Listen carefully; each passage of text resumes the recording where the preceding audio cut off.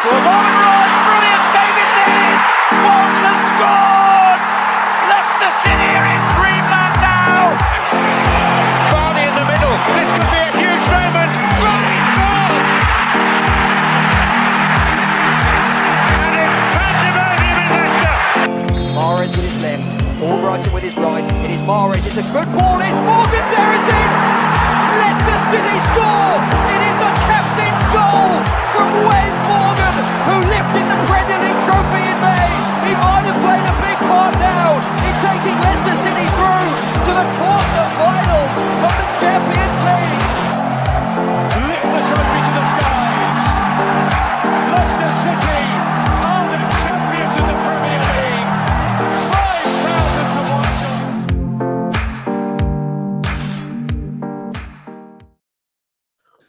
Good morning and welcome back to Blue Tinted Glasses for Good Morning Foxes. Although I'm not having a good morning, but anyway, we'll get onto that in a second. Make sure to hit like, make sure to hit subscribe, of course, and make sure to get your comments in throughout the duration of the stream. We're going to be talking about lots of things this morning, some very positive stuff and some very negative stuff as well, but yeah. Before we get into it all, Manny, what's going on, mate? How are you? Yeah, I feel all right. I'm not stressing out like you. I've managed to sleep unlike you, not panicking unlike you. I'm actually quite happy. Yesterday we had a game of football to watch, which was quite nice. Yes. And it was a positive game of football, and there were lots of positives to talk about. Inevitably, we're going to talk about these scary rumours from this morning, but when we get down into yesterday's game, I feel quite positive. Yeah. Kate, how are you? What's going on? You all right? Yeah, I'm good. Lodge, you look a bit emotional this morning. Yeah, I'm not in a good way. Yeah, I'm good. Same as Manny. Like, it was nice to see some football yesterday. I didn't catch all of it. I catched a bit of it. Good to see some of the youngsters that seem to be as exciting as we'd hoped. And yeah, it's just nice to have a bit of football to watch, isn't it? Mm. Ragsy, what's going on with you, mate? How are you? Yeah, morning. Oh God, you have been through the ringer, haven't you? I mean, like, to be fair, like, I'd kind of just rolled out of bed at like 9:20 and been like still half asleep but thinking, oh God, I'm going to miss this stream. But ain't no rest for the wicked when it comes to Leicester City, so we'll roll with it. Roll with it. Hey, Yeah. hey, Yeah. roll with it. That was unintentional. That was unintentional. Okay. Look, I'm aware that, you know, we don't want to be super negative today. It was a good match yesterday. There were lots and lots of positives. So I promise you, people, we are going to talk about all of the positives. However, we are going to start off negative, I'm afraid. And yeah, it's super negative in my eyes because over the last, 15, 16 hours, Chris Wilder has been heavily linked to the Leicester City job. It's actually in the newspaper as well. Let me see which newspaper this was. Somebody sent me a photo of. I don't know what that is. Maybe the Sun. Who knows? But I think the Mercury as well, actually. But anyway, Chris Wilder has been heavily linked to the Leicester job. He was kind of an outsider for a long time. People obviously mention his name, but he went from 22 to 1 to 4 to 1 in the last 12 hours. Let's get into it, Manny. I mean, for me, you know, we've been talking about some of these managers that have been linked that would be terrible ideas, like Sean Dyche. I think like people have spoken about Michael Carrick, Russell Martin. I know obviously I was quite keen, but you were dead against it. Never did I think that we would be sat here on the 6th of July and one of the favourites would be Chris Wilder. I mean, I am scared. I can tell by the look and your tone and your panic that you have in our BTG chat group that you're very scared. And I normally would be scared, but I just don't believe it. 1, it's the sun. 2, it's the sun. Do I have to? It's not just the sun. It's not just the sun. One person gets it, everyone else jumps on it. They repost it. It looks like it's coming from multiple sources. It's probably just one guy bored writing a headline, or one guy, you know, fancies having a pile on at a big price. Write a headline. Price comes in, hedge it off, all good. So it just doesn't make sense. It wouldn't make sense. We just saw yesterday Andy King take over the team for the first time in a preseason friendly. Lots of kids, lots of youth. Look at the goal scorers. Look at the positive lights from Aluko to Paige, Monga again, outstanding. Ben Nelson. These aren't Chris Wilder type players. This isn't a Chris Wilder type style. If you saw Andy King changed the style of football at halftime yesterday, and we tried two different ways, but neither of them are Chris Wilder style. So surely the club can figure out that Chris Wilder likes to play a certain way. We don't have the playing squad to play that kind of way. Our playing squad wants to play, as Anil said yesterday, by default, which is a different kind of way. So why would you possibly get Chris Wilder? I think this is just a bit of a case of, it's definitely going to be Russell Martin. It's not Russell Martin. It's definitely going to be Dyche. It hasn't been Dyche. It's definitely going to be Danny Roll. Hasn't been Danny Roll. It's definitely going to be... Look, and nobody knows. That's what I've maintained throughout. Nobody knows, because King Power always play their cards super close to their chest. They don't let anybody know. They don't let Alan Nixon from The Sun give them a little tip on text, by the way, we're having a word. That's not how they operate. I wouldn't be overly stressed, but what we should do is this morning definitely get in more detail, if you like, why Wilder would be an awful appointment. Kate, I mean, I'll come to you next. Obviously, as Manny says, and it's completely true, that they are rumours, and we have had rumours about Dyche, Martin, Roll, none of which have happened yet. There is also a link with Wilder, by the way, to, I believe it's Wasserman. Manny probably knows more about that than me, but Wasserman, the agency, who Leicester City like to use quite a lot. I'm not saying that's there's anything cryptic there. I'm just saying that's what people are talking about as well. And the club are known to utilize agencies quite a lot with players and managers and stuff like that. But anyway, Chris Wilder, Kate, are you? Where's your head at with actually Chris Wilder? Before we talk about like whether you think, do you think that would be a good appointment, or are you dead against that? It wouldn't be a favourite of mine at all, really. I don't think he has anything about him that I would want at Leicester City per se. Like, I think he's a really hard-working guy. I feel like Manny said, like, I don't think the style of play or the style of players that we have would match Chris Wilder. It would just feel like a bit of a Cooper appointment, in that it's the last sort of option, the last ball in the pack, if you like. I don't know. It just would feel like a last resort type of option. And when we got relegated, is it 60 odd days ago or something, I think we should be past looking at what's left in the barrel after everybody else has had their bit. So it doesn't fill me with joy at all, really. But I know what Manny's saying. There's loads of rumours, and a couple of weeks ago we were sure about one person, then we're sure about somebody else. Yep. But then didn't you say this morning odds were suspended? So he was 22-1 last night, which I got on, thankfully. And then it was suspended when I woke up literally an hour ago, and then he's now 4-1, back up at 4-1. Okay, so it's just names that keep being fished around, and to be honest, I'm still quite heavily favouring that Leicester City could pull a name out the bag that we've not even considered, because it's just peak Leicester City. So I'm not panicking yet. It's not a name that I wanted to see. I don't think he's got it in him to get us over the line that we need to in terms of promotion and sort of starting from scratch again, really, with some of the style of play that we want to see. So for me, it would be a bit disappointing, but if it happens, hey, you've just got to get behind him, haven't you, really? But I can't see that as a realistic option at the moment, but I don't know. Yeah, Ragsy, over to you, mate. Chris Wilder. I mean, you understand why I'm panicking, don't you, mate? I understand a bit, I understand why you're concerned and stuff, considering the board that we're dealing with here. But maybe it's just me that's woken up half dead from sleeping. Maybe it's just me, being too many times around the ring with this board. But I'm not at that point of concern yet. Yeah, with the links from The Sun, I don't really look to betting odds. But, never say never. And that is the worry, and that is the concern. And, the worry is that he is on that list being thought of by the club for a couple of weeks and stuff. And the common theme when you look at it here, it's not the case of what sort of philosophy of a manager goes and suits the club. It's whoever's cheap and whoever is sorted through Wasserman. And Rudkin's been clearly dropped too many times on his head as a fucking child to keep on looking in the English manager wheelie bin. So it is concerning. And, it's so narrow-minded from his appointment. And this, whole process should have happened a whole month ago, even longer than that.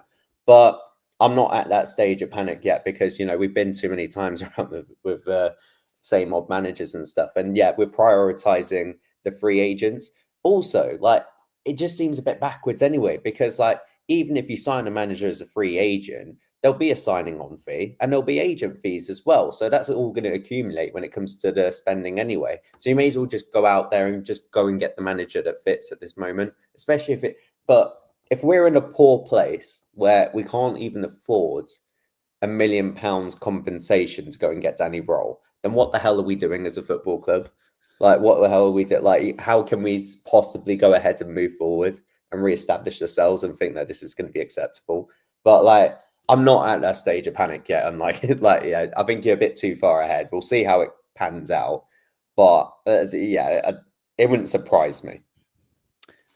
Manny, I mean, I think the question of the summer that I think Leicester, I know if I had one question to ask the board, Top, Rodkin, whoever, 100% my question would be, why is it taking this long? Like, you know, Rude's been sacked for 11 days. They've known probably since before the season ended that they were going to get rid. They've probably known for that long. There's still no man here, Manny. You've said it. We've been linked with Dyche, we've been linked with Roll, we've been linked with Wilder, we've been linked with Martin, Gary Owen. You know, all of these names, all different styles of football as well. What's going on, man? Like, how? I know you say don't panic, like don't rush and all this, but like, mate, there's problems. Like, we're on the 6th of July, man. Yeah, I still wouldn't be panicking. I don't think there's any 6th of July, so what? We panicked this time last year and we ended up appointing Steve Cooper in that panic. That is what happens when you panic. You make a rash appointment, you let emotion take over and you start to get nervous and you make a bad decision. Stay calm, relax. Plenty of pre-season left. Even if they only had 1 or 2 pre-season games, you could use the first 5 or 6 games in the Championship as your pre-season and still go up in that league. It's 46 games, not 38. What if they take all this time and still appoint Wilder, though? Well, I think what's actually going on, yeah, that would be crazy. I'll give you that. But what I think is going on, as I said it yesterday during the watch along, I think this is a live audition for Andy King. So I think these pre-season games are, he does well in the first game. If he does well in the second game, does well in the third game, continues to play the youth and bring them forward, everything seems happy. Tactically, he seems on point. He seems like he can handle it. We saw his first interview post-match yesterday and he came across very well. So I think that they are trying to give themselves every excuse to give Andy King the job. He's already there. He's already got the team in place. It doesn't cost you any more money, like you said, so there's no compensation, there's no revamp. He knows the club, he knows the youth players, he knows the first team players, he knows the backroom staff, he knows the dinner lady, he knows the kit man, he knows everybody. And also, because the fans love him so much, we would give him 6 months before we started giving him any slack, because we know that he doesn't have a lot of money to spend with. We know he's a novice in the job. So I think the club are hoping that Andy King sort of continues to pre-season as well as he did yesterday, so that they can say, look, we've been so impressed with the way it's gone, we've decided to give him the job full-time, and I think he will get the job full-time. Kate, I think this is a load of crap, to be honest with you. Manny and Anil were saying it yesterday. I think if it was going to be Andy King, we'd know by now. I don't know about you, Kate.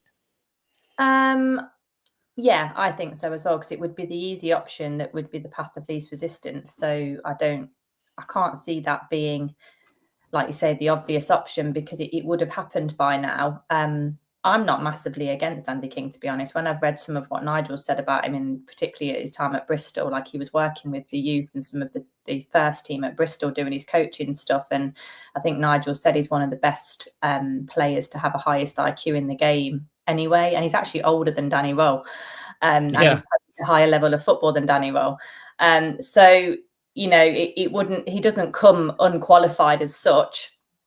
And no manager is proven. You're only as good as your last game, really, and that's just the nature of the beast. But I think we'd have announced it by now, because it would have been the easiest option. It would have been, it would have promoted less aggression from the fans, I think, as well. Although we'd probably be a bit like, really, or that's a cheap option, or whatever we'd say. You're not going to say, well, Andy King's shit, because A, we don't know, and B, he's one of us. So I think if that option was on the table, they'd have taken it by now. But there's a small chance that all the managers that we want or we would like are slowly being crossed off the list because they aren't either available or don't want to come. And I would say about Danny Roll, like, you forget that we're dealing with a real nightmare chairman at Sheffield Wednesday. So I can't imagine, even if we wanted to pay the compensation, that guy's not very nice to deal with at all. So you've got that into the equation as well with the Sheffield Wednesday issue. And they're clambering and clutching at every single straw going at the moment to try and pay their players, let alone keep hold of their manager as well. So you're kind of dealing with a very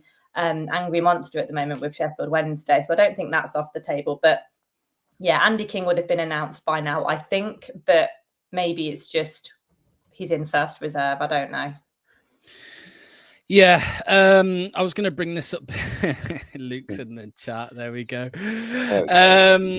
No, I mean, an insider from Jack here. There we go. Inside information. Jack says, when I spoke to King yesterday, I asked him if he would be manager, and he said they are getting the team in shape. Which is what he's been saying throughout, all of the interviews. To be honest, he's been saying that we're getting the team in shape for the next manager. Ragsy, with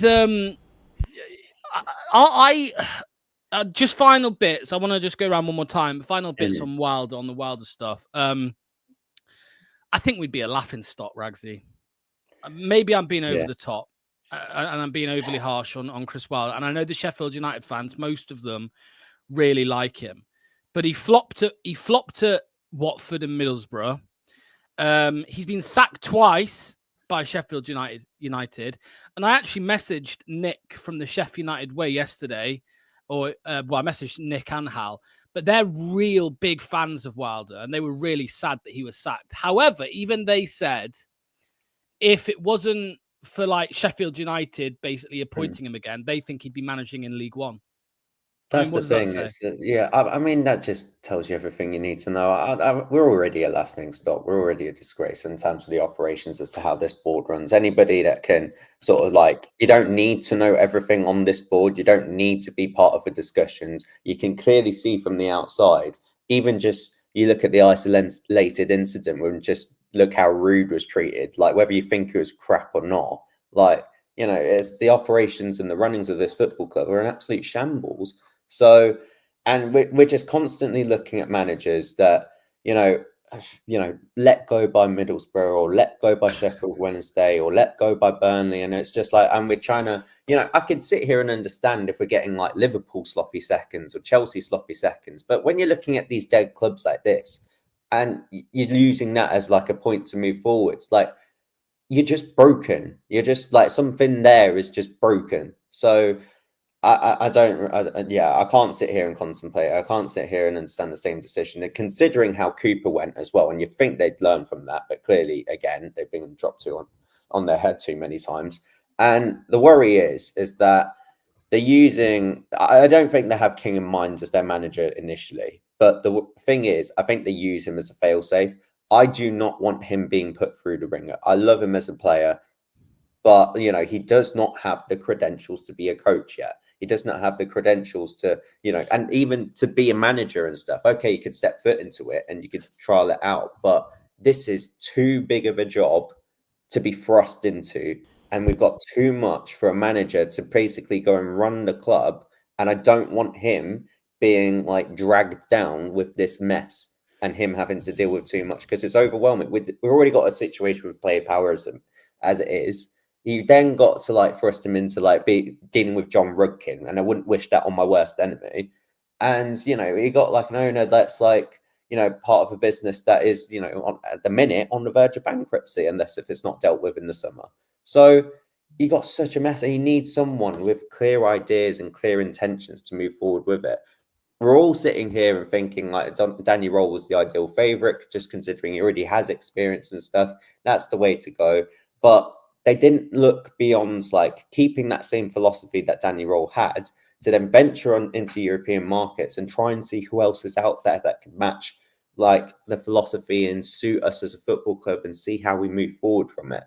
And I think it wouldn't surprise me if we ended up heading into like a couple of weeks on and we go out and we look to, let's say, we start panicking because we missed out on Roll, and we look to Deitch and we look to Wilder and we look to Carrick, and they all start saying no. And in a way, maybe then the penny would actually finally drop on this board and thinking, yeah, we can't operate. We can't do this. Like, so it wouldn't surprise me.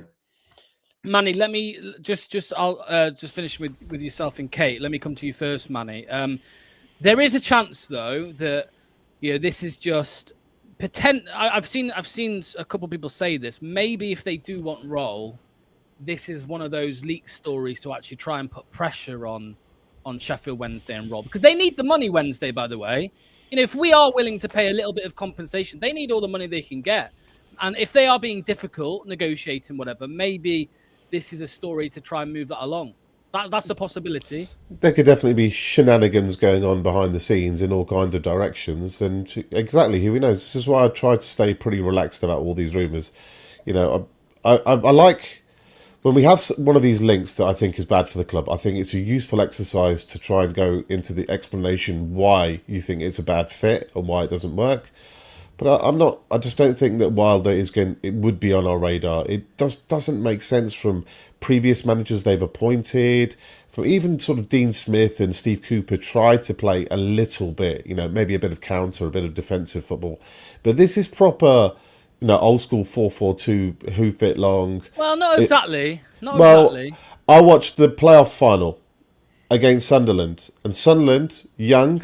This was a brilliant game for us to have this debate, and we sort of said so before the game, because Sunderland have been stuck in the Championship and League One for ages now, and they've completely revamped and they've gone pure youth. They've gone young foreign coach, and you had British manager of age with strength, with solidness, and it was a contrast in the game itself. I mean, it didn't work out too well for Sheffield United because they tanked. And they also weren't they in the top 2 for ages that season? They also tanked. So it's like the last days of this style of football, and he's going to scratch around. If he doesn't get the Leicester job, I dread to think what other club would be after him. It's not as if Premier League clubs are looking at Chris Wilder, or even other Championship clubs are looking at Chris Wilder. Like you said, Borough have tried before. So it just seems like such a mad, lazy link that I think it just cannot be true. It cannot be true.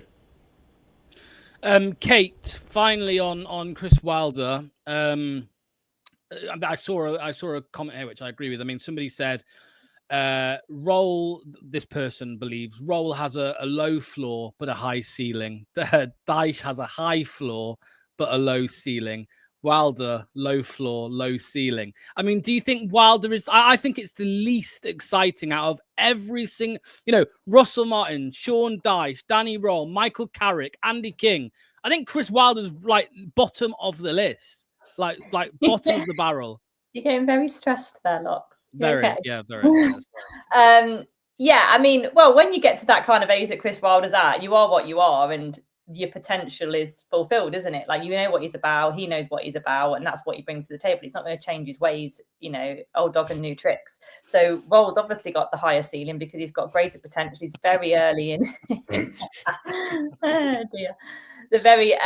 He's in the very early stages of his career. Obviously his ceiling is going to be high, and it doesn't mean he's going to reach it though. But yeah, I get that same kind of feeling. Wilder would be...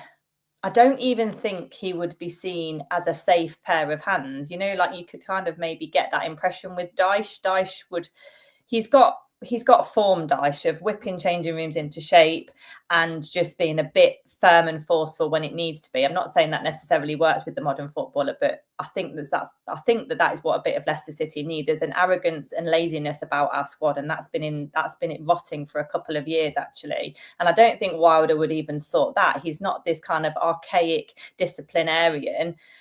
He's just a football man, and I think, from what the type of football we want to play, he's just not a match. So yeah, he's definitely the least exciting, and he's the squarest peg in the roundest of holes of all the names that have probably come so far. It's probably just come straight from his agent. It's like, yeah, no, he's been around a few weeks now. No one's given him a job. He's desperate to get into pre-season.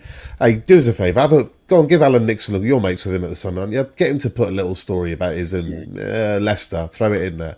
Just so it gets other clubs in for Chris Wilder. Just like I said, it's not anything that makes any logical sense whatsoever. Now, I can see people in the chat. That's probably why they think it will happen, because it's the total craziest thing to do. That's the thing, by the way. Can I just say, this is the thing, right? It's like all of the brain dead fucking decisions that have been made at this football club over the last few years. That is why stories like this are believable.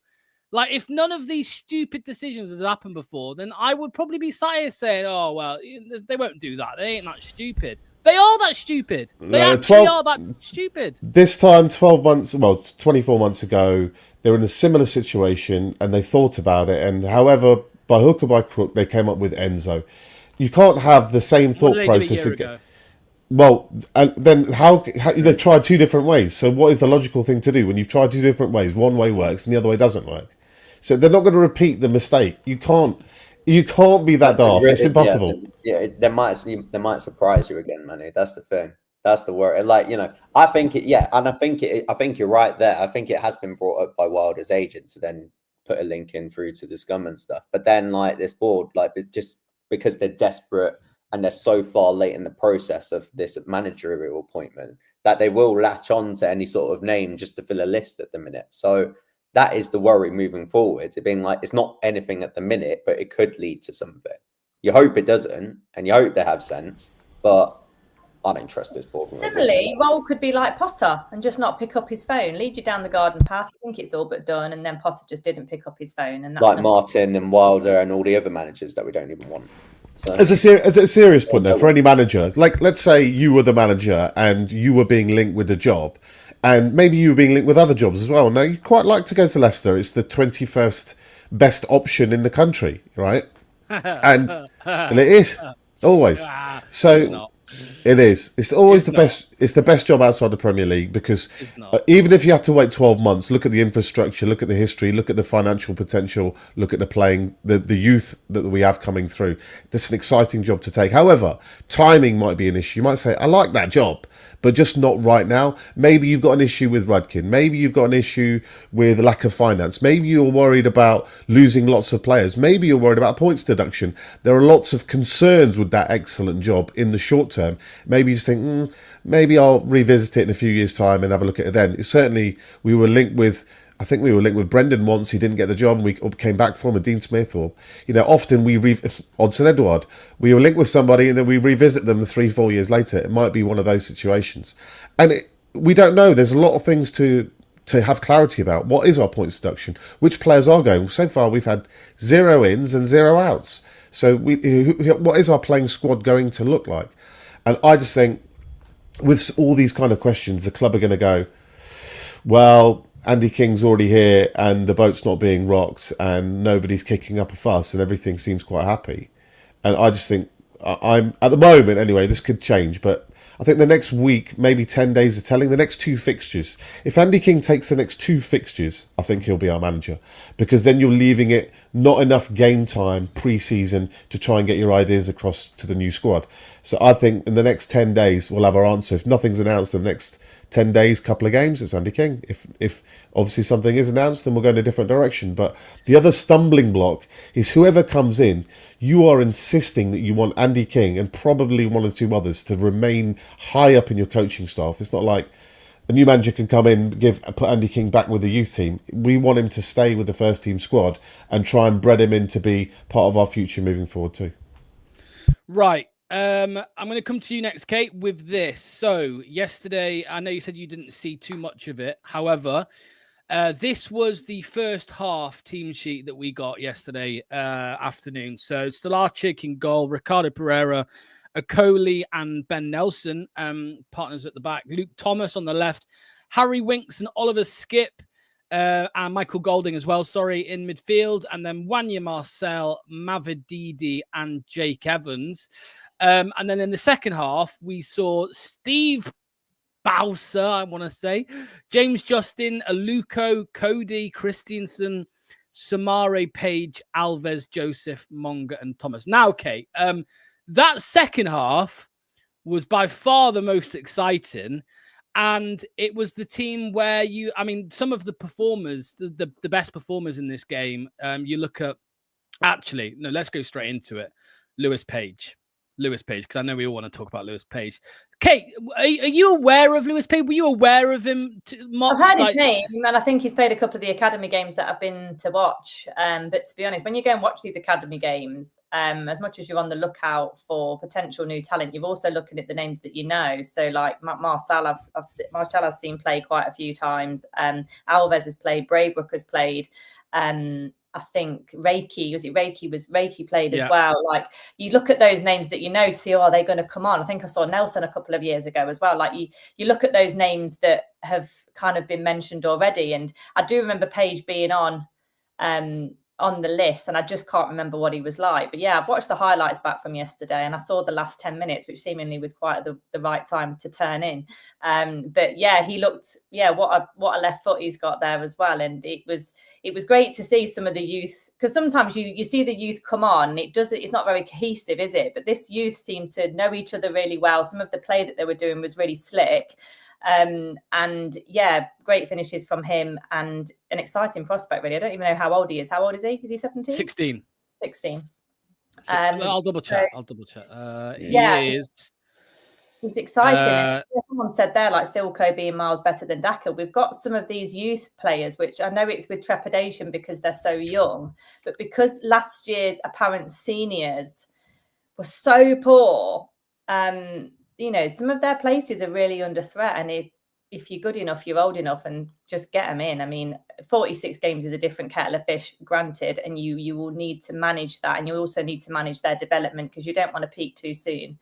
But it was a really good demonstration yesterday. And obviously Andy King was delighted as well, because he said he'd worked with them all week. He said that they'd integrated themselves kind of before the season end last year, and it wasn't just a case of just go and get changed with the big boys for a bit, or go and have a tap about with them. Like he said, the senior players have really been talking to them, coaching them, getting them ready as people to launch into the first team, really, which is really important. And I feel like King is really keen on that, and him and Albrighton were kind of talking about that as well. When you've got players like him and Albrighton in the changing rooms, which they would have had for the past 10 years, perhaps, since they've been there. I think some of them, he said, have been in Leicester's under 8s, which is unbelievable, isn't it?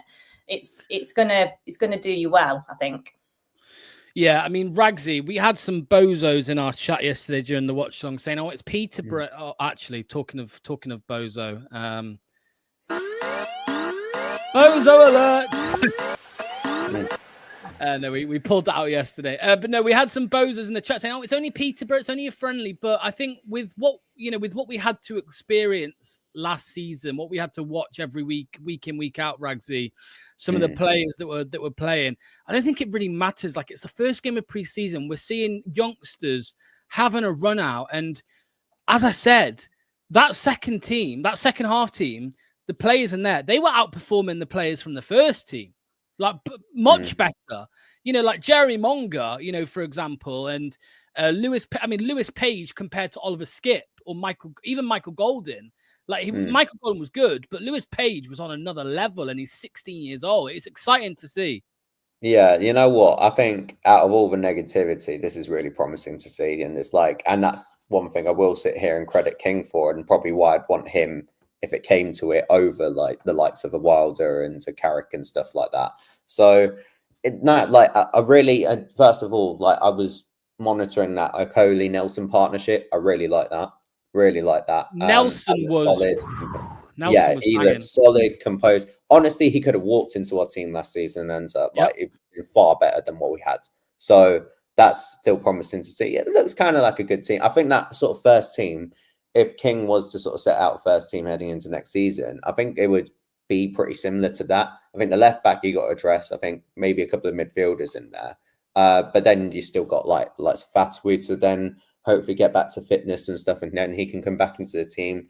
I do see Casey maybe being trialled as like a false 9 or something, as like an option and stuff moving forward. It could potentially work. We'll have to sort of figure that out heading later into preseason. But then, onto the kids and stuff. I don't know. I'm not gonna lie. I don't know too much about Lewis Page at the minute. I don't know his sort of progress and his like career so far and like his journey here. But like, yeah, the finishes and stuff, and it was just raw. Like these players, like these kids, they're just having freedom at the minute. Like they just want to go ahead and express themselves. And I think that's like, it's sort of an underrated sort of like aspect as a manager that and it gets lost in certain managers and stuff. So it was like, I hope if even King, like even being in the coaching setup moving forward, I hope he's able to sort of like be there with the kids and sort of like keep that with them, that, they can go ahead and express themselves, go ahead and take shots, go ahead and try things like skills and stuff and little tricks, or just anything new and innovative and stuff, and just be raw and just enjoy your football out there. So, and it's just great to see, and it's refreshing. And like, it's not even a debate for me when it comes to the likes of Ayew and Reed, and like, I don't want them like the old guard anywhere near this squad. I'd rather give youth a chance and stuff. Some of them may, impress and then, just need a couple of years embedding in. So they may go out on loan, they may stick in the academy. But I think there will be other sort of shining lights that you start to see their consistency and being actually, you know what, they're kind of physically ready. And, they're ready to sort of like go out there and keen to impress and stuff. So I hope we see that like over the next coming preseason games. Yeah, just quickly before I come to Manny, a big shout out. There's over 200 of you watching on YouTube, over 150 of you on Twitter. So a big shout out, nice and early in the morning. Probably up early for got the Formula One Grand Prix, Silverstone Grand Prix later, and it is pissing it down, which is going to make it very entertaining. Right. Before I get Manny's opinion or Manny's thoughts, I'm going to do him a favor here because, everyone knows Manny's a cocky little sod and he loves being proven right on things. Yeah. He loves being proven right. He sent me something last night. So I'm going to just bring it up on screen for him. So here we go. So this is obviously the watch along yesterday. Let's see what Manny said. When was this? The 47th minute. He'd been on the pitch for 2 minutes. 3 times I've seen him touch the ball already. Lewis Page, number 60, central midfield, left-footed, big, tall, good first touch, got himself out of a trouble situation. I already looks like someone who's standing out to me. And I tell you what, if we are going to lose Ndidi's and Sumare's, then these are the kind of games that you want to try and see whether these kids can step up or not. We've been talking about them for so long. It's nice to actually see some of them. I know it's Peterborough. I know it's the first game. I'm not expecting anything amazing, but I just want to see some potential from these kids. Lewis Page. I'll tell you. There you go, Lewis Page. He called it. And how long after Manny was it? 3 minutes or something? You said he scored. No, it was after 2. In the first 2 minutes 20 seconds of the second half, he got the ball 3 times in the first 2 minutes 20. So whenever I'm watching a new player, particularly one of our youth, I'm zeroing in on how they handle just basic things like, can he receive the ball? Is his control good? Is his pass crisp? Is it accurate? Can he get out of trouble if there's pressure? Little things like that. And he got the ball 3 times or 3 involvements anyway, in the first 2 minutes, and everything looked elegant. It looked, I think, left-footers, left-handers. Like I remember you said about David Garrett cricket. It's all lefties. Lefties look more elegant when they do things. I don't know what it is. Agreed. And he has that. He looked like a quarterback in the middle of the pitch. I dominate this area. I'll ping it left. I'll ping it right. He likes to get into the box, Lampard style, get into the box, score a goal. And then this was like the first 2 minutes. Instantly, I like to think my super skill is I have a really good eye for a player, and Really? I like to think that is my super skill, genuinely. And I saw straight away, I was like, I don't know who that number 60 is on the pitch, but this kid looks good to me. 2-3 minutes straight away. And then he goes on to score 2 goals and almost sort of dominated the game second half. But it wasn't just Lewis Page. I mean, a special mention for Aluko at the back. I thought he was absolutely brilliant as well.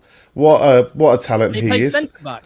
He's played centre back, right hand side of a 2, but looks like he can fit into a back 3. He could cover left back clearly as well. He looks like versatility. That's the thing. He's versatile. And, I mean, the most special out of all of them, I mean, Jeremy Monga. I mean, that boy. Jazza. The J unit, the big J, is... Put him on... I thought, you know what? Right hand side last year. spectacular. I think he's a 10. Yesterday he plays left-hand side. Not really somewhere that I know he played there a couple of times at the back end of the season. Beats the first man, beats the second man, beats the third man. It's just too easy. He can just beat a man. Like I said, he beat a man in a phone box. He's absolutely electric in small, tight spaces. This boy is something else. I'm going to go out there. He's the most talented kid we've ever had. He really is. Absolutely freakish level talent this boy is. Just these kids, like we had this chat about Seagrave a while ago.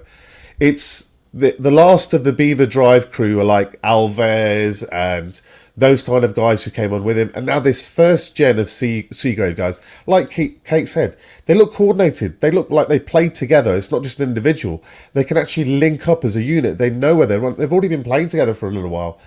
I like to think that we are on the verge of, maybe not straight away. I'm not saying that they're going to walk in and start rinsing the championship, although I think they'd definitely be very competitive at least.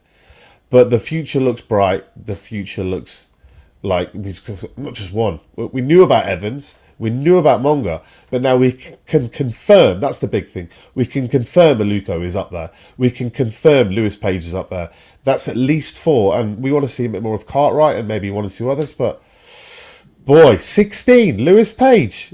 Absolutely frightening. Is he nearly 17, Locks? Is he 17 soon? I'll tell you now when his I'll tell you now when his birthday is. He's 17 in 4 days. Yeah. Okay. There you go. July 10th. Yeah. I mean, Kate, I mentioned it earlier, but first half midfield, bland, forward players, no chance. Second half, full of talent, forward thinking. I mean, the midfield pairing in the first half was Winks and Skip. And, although they weren't bad, the players that came in the second half, shit all over them, to be honest. And, as Manny said, Kate, about Seagrave, I mean, it's been quite well documented. I think the club have said these are some of the best young players to ever come through. And, we know Ben Chilwell, Harvey Barnes, Kiernan Dewsbury Hall. We've seen these players and how good and some of the careers that they've gone on to have. But, just seeing what level some of these players are at already is super, super exciting. Yeah, it's really exciting. And, we always knew there'd be a time lag between when Seagrave opened to when it started bearing proper fruit, because it's just not an overnight thing. It can be from the under 8s now and waiting until they get to 16. There is a time lag for getting these players through. And while some of the hard work is done and that we've seen the talent that it's produced, there's now another sort of project that's ahead in terms of how do you integrate, how do you keep them progressing, how do you manage them, how do you fend off competition from wanting to buy them, which we've done with Monga. So it's another phase now for Leicester City to really round out that Seagrave development programme, whereby they actually produce for Leicester. Not just we've made them into amazing players and we make a bit of cash off a sale. You want them to produce for you, particularly in the early years. So it's really exciting. And, at the same time, I understand what people said, that Skip and Winks perhaps were just bang average in the first half, but they're going to be. They will see that first pre-season game exactly what it is. It's a fitness test for the seasoned pro. You probably see a bang average performance from Jamie Vardy. You'd have seen bang average performances from Vestergaard. That's because they see it as in a different way. But these youngsters are coming in with a point to prove, to say, actually, I'm going to challenge you for your position.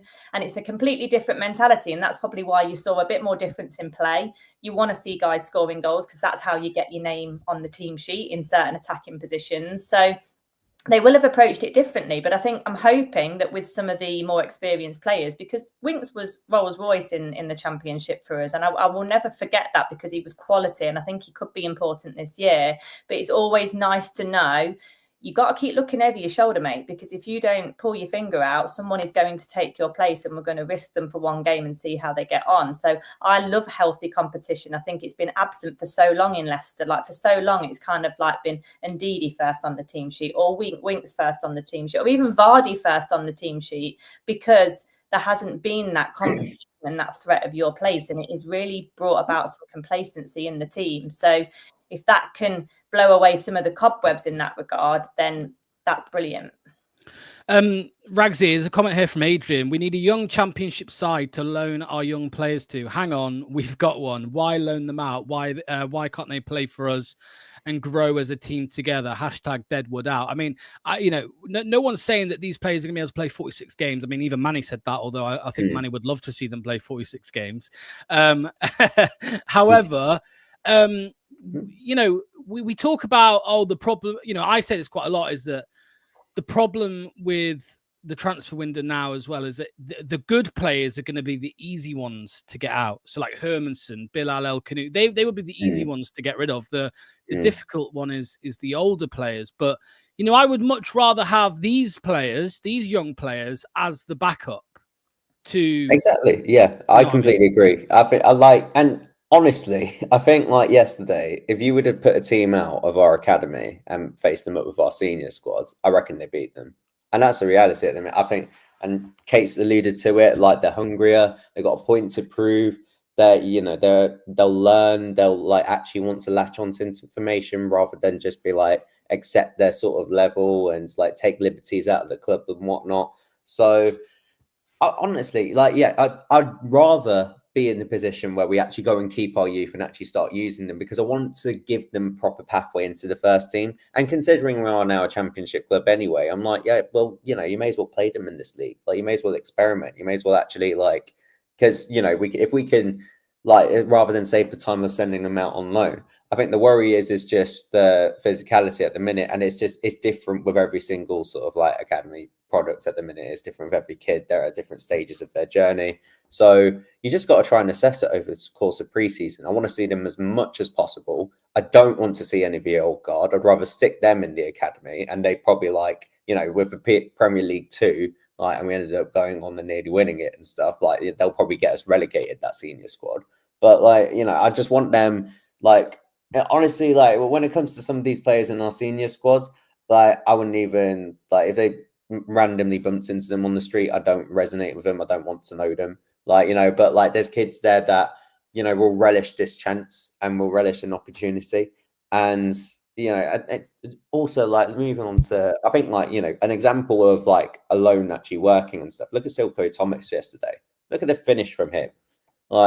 Absolutely outstanding as well. And his development, I think it was at Wigan, that he had it there, and he seems to me massively progressed as well to me. So maybe he could be an option moving forward. So it just sort of you got to weigh it up and stuff. And but there could be potential there for maybe a Lewis Paige if he keeps on doing what he's doing and he keeps on impressing. And you look at the, if there's midfield outgoings and stuff, and maybe there could be an opening there for him. And if he could. Yeah, sorry. Go for it. Yeah. Sorry, mate. Let's look at what Manny called yesterday the triple fast twitch goal. Literally, they were the words that came out of his bloody mouth. I think we can show it. So here we go. That should be okay. Here we go. So Justin out wide there to Christensen. I think he finds Monga on the left. Monga, he'll beat the band easy as he usually does. Inside, out of one. He's done the second one. He's played through the third. Tight space. Paige. And the finish. Leicester operating in tight spaces. That's fast twitch. Yeah. You see how, Monga just beats the first two guys so easy. Just glides past them. Easy. Easy as you like. They don't know which way he's going to go. He can go left, he can go right. The low centre of gravity as well from him. Who was the second? Was that Aluko, the who did technically the assist? Yeah. You can see it here. There's Aluko. Mate, for a centre back, look at that! Look at that for your centre back. I mean, that's outrageous. And we can see the second goal here as well. Here, look, so Justin on the right. Obviously, ball across, and then it's just Lewis Paige. What a finish, man! First touch. Silko did a naughty tackle there, didn't he? The technique of opening the left foot out there just to get it into the side netting, that is classy. That's very classy. He didn't put the sting out of it all, didn't he? Because you can easily, a lot of people would easily wallop that wide and wallop it. He's just he filled the pace. He just passes it. It just guides it, redirects. It's beautiful. Here you go, Manny. Look, set up for Wilder, mate. Long ball from the keeper. Hey, there's a long one. Long ball. There we go. There you go. And again, another player, Silko Thomas. Nice, lovely finish. Got a trick in him, left-footed. That's nice to see. So, look, I'm asking you guys, look, I know this was a friendly. I know it's Peterborough. I know all of those caveats you're going to throw at me. But do you seriously want to see Vestergaard back on the bench or in the starting lineup at any point this season? No. So, okay, no one's going to pay his wages. We understand that. So pay half his wages and let him go for free. Just pay him off. You'll save half the wages. We need to have 0 game minutes. I know he did well last time and blah, blah, blah. But stop thinking so short-termism. We need to give people like Aluko game time. Look what the boy can do. That guy, with a year or two's experience, could be good enough for the Premier League as an 18, 19-year-old and keep you up. And if you think that's mad, look at people like Dean House at the moment. He's at Real Madrid. 12 months ago, he wasn't even in the Prem. Yeah, I know he did. But my point. Throw a question to the floor. Like yesterday, obviously, with those examples there, we've seen players take the opposition on, and that hasn't really what we've seen in the last couple of seasons. Like even people like JJ are getting to the halfway line and just defaulting and passing backwards. So how do we avoid hiring a manager that could ingrain that in the same way? Because I do worry that when you get into league games and when you get into real competitive league games, how are you going to stop those players from losing that tenacity and that aggression to take players on? Because we don't see it, because he's kind of being bullied out of the team. And that's why I'm worried about what manager we appoint. Yeah, exactly. You want this with loads of managers, like the possession, keeping the possession, even where Monga was there's most players last year would have passed backwards or sideways. He wouldn't have taken the man on. And I know youth have that naivety and just think they can beat the world. But how do you stop that generally in football today? Because you don't want to hand this group of players to somebody. You know what I mean? You need to put them in the hands of the right person. Possession is king, is what a lot of managers will tell you. And that is why, possession is king to a point. But remember, the point of possession, like Enzo and Pep, is particularly with Enzo with us, was you get it to the wide players. But how many times was the wide player allowed to go at the fullback? The whole point is to try and create a one-on-one. You shift the defence one way, so you create space the other side if you need to. Our winger gets a one-on-one, but that's why Enzo really wanted good one-on-one wingers. That's why Fatawu can beat a man and Mavididi can beat a man. How many times did we see Fatawu skinning his fullback in the Championship? 50 times I must have seen it throughout the season. So many, 6-7 times sometimes in a game. So I think that is the trigger point where the whole team does try and attack. So you keep the ball to try and give your special attacking talent a chance of a one-on-one. And if you put Mongo one-on-one with any fullback in the Championship, he's going to murder them. It's going to absolutely murder them. You put him in the central area, he'll murder people. It's too high level. And this is the only caveat is they are young and they're not robust enough to last 46 game slog. So you have to stagger their game development over time. You can't play them the first 12 games of the season and let them play 70, 80 minutes. It doesn't work like that. You have to break them in over time. But the good thing is we still have Mavididi to start on the left and we still have Fatawu to start on the right. So Monga doesn't have to play every game. He can be brought in. Aluko is not going to start. We've got Nelson and Akoli who are ready to start, but he can come on. So players like Cody's and Vestergaard's and Fass, we don't need them. We don't need them at all. They can all go. They're high earners. And the other point, there's two quick points I'd quickly like to make is the youth, like Kate mentioned about the rigidity of a system and how can you sort of overcome those limitations. She gave the answer herself. Youth, young people, they're fearless. The manager tells you, I don't care, just give me the ball. I want to go at him. We need that impetus. We need that energy. We need that exuberance. And the second point is there's a mental baggage with a lot of our players. Like a lot of our players, the fans aren't having them. They got relegated twice. Their time at Leicester City is over. We need. And their confidence is battered as well. Yeah, absolutely. Like they just need a fresh, a change of scene, fresh club, fresh fans, a fresh environment for themselves as well. But when we watch our own youth team come on, we get back that exciting feeling in our stomachs again. All of us do. So from a baggage point of view, these players don't carry the baggage of being relegated twice. They don't remember what Steve Cooper was doing or, the last time Dean Smith and Brendan. I don't care about all of that. Like, we've been playing together for a few years. With a future, let us play. And I think that they demonstrate that when they get on the pitch because they don't just pass sideways and do that. You saw in the clips. Like, they're trying to get in the box. Lewis Page in the box. Aluko, what's he doing in the box? I have no idea why he's in the box at that time. That youthful, just like, I want to get forward, I want to score, I want to get involved.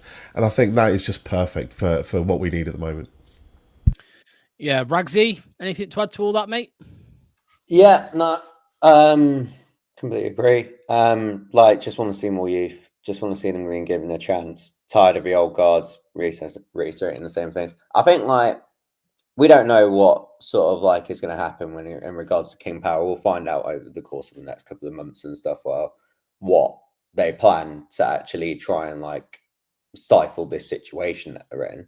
But you know, is it? You also, I've just thought at this point as well. You could also see it being like, let's say if they did have plans to go ahead and sell up, like, to stop any sort of further financial incursions, they could just be like, leave it with King, and then for a potential new ownership to then come in and stuff, and then they at least have a clean slate when it comes to the management. So, and then they like start appointing directors and stuff, and then look to the management and all that. So maybe that could be an option for them. But yeah, you know, like, turns to sort of Kate's question and stuff. Like, you also need a manager that's going to believe in the youth and actually will just like allow them to express themselves and be free. And you know, I think that was something kind of overlooked by Enzo at the time, that, you know, he actually did give a lot of youth a chance. Like, you know, kids that we didn't even think, like Casey McAteer. I never thought he was going to be like in the first team as much as he was. I didn't even think Wanya was going to be given a chance.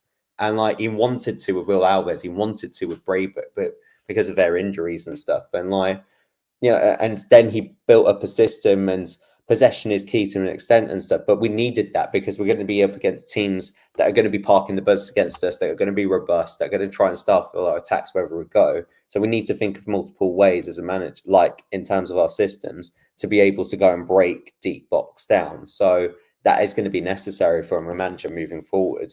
But yeah, I'd like absolutely would rather see the youth in. And it's like, you know, that's the one shining light that you can look at this club at the minute and look at our academy. So in a time of need, why not just go ahead and depend on that for a change? Like, and you know, if we can sort of steer the club in the direction just to sort of like forget the bullshit about like for the sake of experience, for the sake of old guards, I think, you know, it's at least one step in the right direction. And it would just be something that would at least like get the fans back on board to an extent, just for the sake of the football. Forget all the other stuff for a minute. So absolutely, rein in on it. What did we say? We said Manny could be director of football. I think we said Anil will be the analyst. Ragsy was going to be the barber, I think we said at the time. Well, Kate, what role would you have, Kate, at the club? Susan Whelan. Susan Whelan Mark II. I'm doing communications. You doing comms? Okay. Oh. Yeah, good idea. I like this. Yeah, you can be kit man. Yeah, you can be kit man. That's all good. Do you know what? My first. I double the physio. We need to sign physio. What, you just want any excuse, any excuse. I've got strength and conditioning. That's a filth she is. Need for the club. I'm willing to take it on. Honestly, you know, we're gonna have another incident on our hands if that happens. What? Anyway, moving on. She goes near James Justin's leg. We got a problem. We've got it's Kate. I'm pretty sure I said it was my ankle. Oh, sorry, I thought you said it was groin.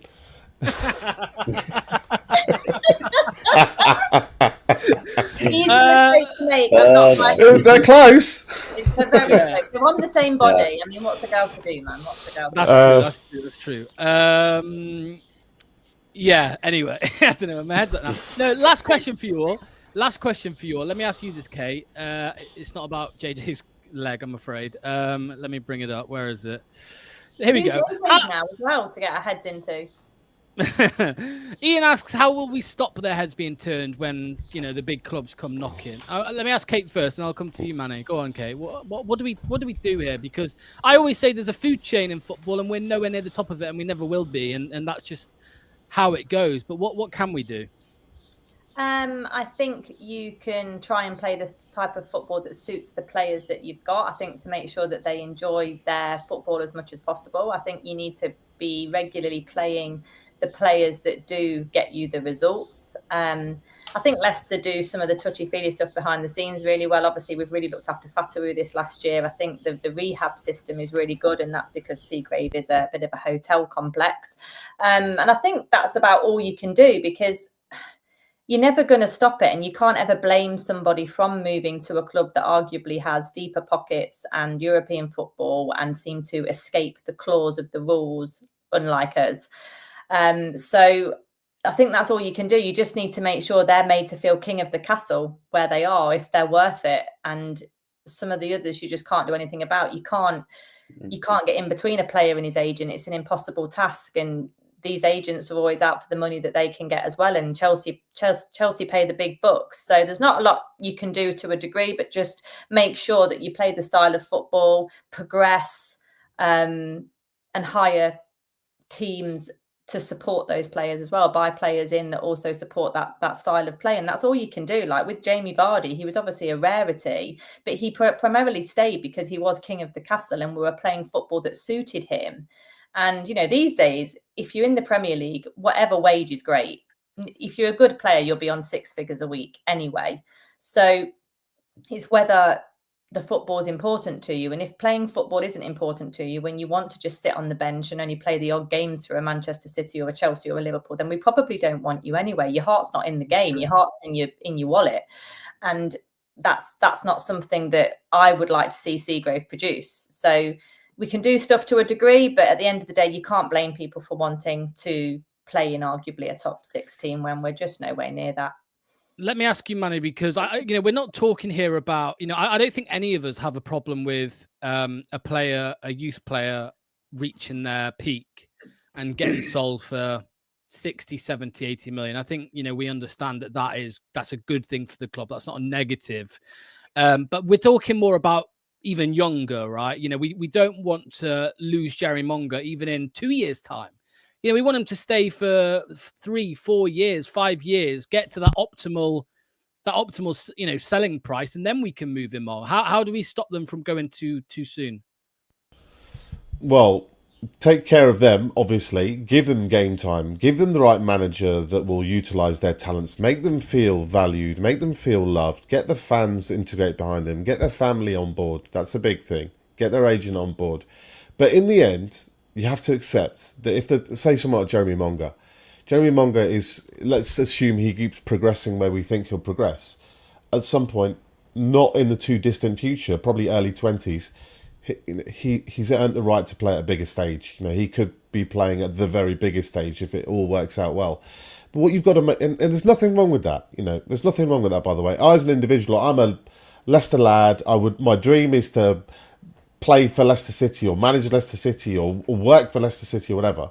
But if Real Madrid or someone else comes calling and quadruples your salary, what kind of world do you live in where you're going to say no? It takes no one says no to a quadruple your salary, and if you're going to somewhere nice too where the weather's great.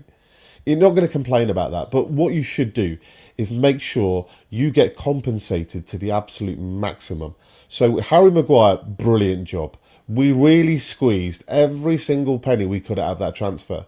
I think we could have got another 5-10 million out of Ben Chilwell, for example. I think we could have got another 5-10 million out of Riyad Mahrez too. But they were close to the right figure for those players. What you don't want to see is a player losing 30 million release clause. That was a release clause. Sadly, no. That's the kind of thing. And you put that release clause in because you think the ceiling of this player is up to 32, so we'll agree with that number. Kante's agent would have agreed on 120 million. It doesn't matter, It's a question that they have to try and sort out between themselves. But the other important thing is when a player's head is turned, when they don't want to play for you anymore, when they've already got their eyes, like Yuri Tielemans with 2 years left, he scores that goal, wins you the FA Cup, but the minute he won't sign that contract to extend it, he's already looking elsewhere. He's already looking at a free transfer or reduced. He already wants to go out the door because he doesn't want to commit his future to you. And what will you see in that situation? We saw it with him. We saw it with Soonchu. You see the performance levels drop because their heart's not in anymore. Their mind is elsewhere. So when you get a player in that mindset that I want to be elsewhere, you've got to let them go. You've got to let them go. Don't keep him against his will. You'll just get reduced quality player on fairly decent wages and an ever dwindling value. You have to cash in. There's nothing wrong with cashing in, but what you should do when you do cash in, ideally before that, have your replacements ready. So when we lose Lewis Page in however many years, or we lose Jeremy Monga, we need to have the next guy and the guy behind them already, we've got the next 14, 15-year-old lined up ready who's going to be good enough. And if we don't have him in our academy, then get him from someone else's academy. That's where we should be shopping.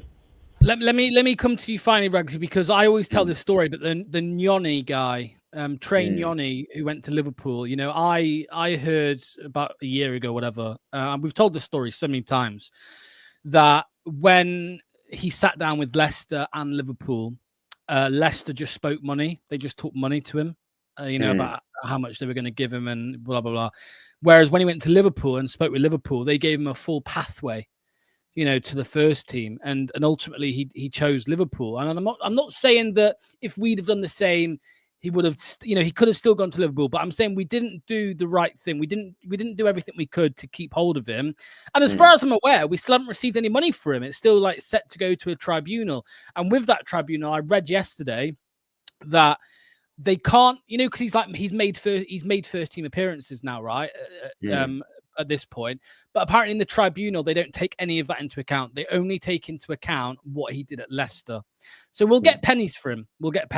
So yeah, I think the pathway as well, Rags, that's laid out for these young players is equally as important. Yeah, absolutely. And I think players, they have their families around them, they have their agents around them. They want to, clarity on what sort of pathway and how their development is really going to go at a football club. They're not, there's money is a factor in it, but not like a huge one, especially when you're not even getting your pro contracts yet. And just a sad reality when you look at Trey Nyoni, he's had more minutes for Liverpool than he would have had here at Leicester. And because we just don't we value them to an extent for the academy, and we sort of praise them up for media and, just to appease the fans a bit. But when it actually comes to, doing the gritty stuff and actually taking the balls to actually put them in the first team and giving them a real opportunity and, not just a flash in the pan in a cup game, then, they're flattered to deceive this football club. And we've got to change our ways for it. Even when you look at Golding, he's had more minutes for Chelsea than he's had here in Chelsea's first team. And that just can't happen. We're not in a position to be able to pick and choose, especially when you look at this old guard and they are just useless. So Calvin Bassey, and maybe we didn't see his development at the time, but he's gone on to go to Rangers and then to Ajax, and now he's at Fulham and he's a Premier League player, and we've missed out on receiving any sort of funds from him for his development whatsoever, in terms of keeping him on our books at least. So to keep on missing out on opportunities like that, especially in the financial peril that we're in, is just ridiculous. We have to it has to be a big priority for this football club to start treating our youth with a lot more care, a lot more sort of a better plan, and just more sort of concision with how we actually implement this youth into the team, and and actually give them a real option. And then when it comes to the time for them to move on, it's never ideal especially when you want to see the good players go and stay. But the next best thing would then to be bring in the fee, reinvest that back into the team, and then think of a contingency plan moving forward so that we can move on from these players. Because we have had successes. We looked at Maguire here for 2 years, sold him for 80 million, practically paid for Seagrave. And that's a huge success, and we can be proud of that. And they have done good stuff. I won't sit here and just name all the bad stuff. So, but keep on hitting on that, and keep on looking to that pathway. That self-sustainable model was working. If we can get back to that, then it will at least we're not at least digging ourselves a bigger hole than what we already are in. So, yeah, absolutely. That's what I was talking about earlier. Just learning. Now you've produced the players. The next project is to retain the players, and that's the bit. That's the bit. Yeah. Totally agree. Nice t-shirt, by the way, Money. Nice t-shirt. Thank you. You like that? Yeah. I was just looking at that. Well, I'll just do the little bit of look at that. BlueTicketGlasses.com. Oh, yeah. Get yours anytime. That's an Under Armour t-shirt. That is quality. It is stuff. very nice. But look, you can't talk about the youth like Rude did and then not give them appropriate game time to develop. Talk is cheap, actions speak louder than words. So we have to give these guys a pathway, and that means people that block your pathway need to get out of the way. So someone like Skip, you know, he's going to play this season. I mean, I hate it, but he's going to play this season. Right? You need him for games because you can't play Lewis Paige every game. But Lewis Paige should be selected games given, ideally, your first choice player whenever you can, whenever you don't need to play Skip. So maybe you want to play Skip in the more physical, tough away games of Borough away and some of the northern tough teams where it's tricky. But when we're at home and the weather's good and we're playing against a weaker opposition, that's a good game to play Lewis Paige in. You know, he's not going to have too much pressure on him. Let him develop that way. The manager has to fit the youth that we have, and he has to has that idea. So let's bring it all the way back to the beginning, back to Wilder. Wilder's not going to give Lewis Paige enough game time. He's not going to give, well, I mean, you'd be crazy not to give Monga game time, but he might not even give Monga game time. He's that mad. He chose a preference for playing Hamza. He chose a preference for signing Tom Cannon. Now, I know all the fans seem to love Tom Cannon, but I haven't seen too much yet, you know, to make me think that a £10 million championship striker that he ended up putting on the bench for most of the season as well. Oh, then why would you ever give this guy back? It doesn't fit. It's, you know, it's that old adage. It's square pegs in round holes. It just doesn't fit at all. And I suppose it's important to remember, just finally, that a lot of these players that come through the academy, they're not actually Leicester fans. I mean, I know, you know, Kiernan Dewsbury Hall isn't a Leicester fan, by the way. People think he is. He's a Man United fan. I know people who went to school with him. He's always been a Man United fan. He wasn't a Leicester fan. Jeremy Monger's from Coventry. I don't know who he supports. No idea. It could be Coventry. Louis Paige is Lutterworth. Yeah. Well, that's my point, though, Kate. Like, Dewsbury Hall was Shepshed, right? He's not a Leicester fan, though. So, of course, he'll have... Like, his family are probably Leicester fans. Do you know what I mean? But, like, maybe he's not. Yeah, so but Jeremy Monger's from Coventry, but he's been with the club since he was 9 years old. That means he's been there for 6 years. He's been there for, like, you know, 40% of his entire life already. He's been a Seagrave already. There you go. And Kiernan's was his home. It doesn't really matter about. You're going to build up. I think John Terry wasn't a Chelsea fan, but you end up going there young enough, you become Morgan, one. Forest. Jamie Carragher. Exactly. Jamie Carragher's an Evertonian. You know, Harry Kane is tattoo. Harry Kane's an Arsenal fan. Yeah. Played for Tottenham. You know, you can change your affinity. Like Jeremy Carragher makes out that he's, you know, the most hardcore Liverpool fan of all time. He was an Everton fan until he was like a teenager, until he started playing for them, basically. I think Robbie Fowler's an Everton fan as well, I think. Yeah, of course. Anyway. But yeah, anyway, we're going to end it there because we've been going for an hour and 10 minutes. So thank you to Manny, thanks to Kate, thanks to Ragsy, thanks to everybody in the chat as well. There's been nearly 500 people throughout the stream, so big shout out. Make sure to hit the like button. Make sure to hit subscribe. We will be back tomorrow. Call-in show, Monday night, 7 p.m. I'm sure there'll be more manager chat there. Hopefully, hopefully we'll get some actual news, not just the Sun soon. Although if it's Wild, I don't think I want the news, to be honest with you. I think I'd rather just continue as we are. So, and if we have any counsellors in the chat, could you please email Locks and give him your details, because he really needs to sit on a comfy couch and get a few things off his chest at the moment. He's in a mega stress. And the sleep therapist. Yeah. Sleep therapist, easy. Just put an audio book by Gareth Southgate. That'll work. Yeah. Or I'll just listen back to you speaking today. Hey, on that note. No, I'm joking. Right. BlueTintingGlasses.com. If you want to wear the t-shirt Manny's wearing, it's on there. Big shout out to the sponsors as well of the channel, Match Bingo. And there you go, Manny. And yeah, that's it. Enjoy the rest of your Sundays. Silverstone Grand Prix. It's going to be a good one, I think. And we'll come on, Lando. Yeah, come on, Lando. Right, Chisel. Bye-bye. Thank you. Oh wait, where's the video gone? Hold on. We've lost the video. You're having a right, man. I've lost the video.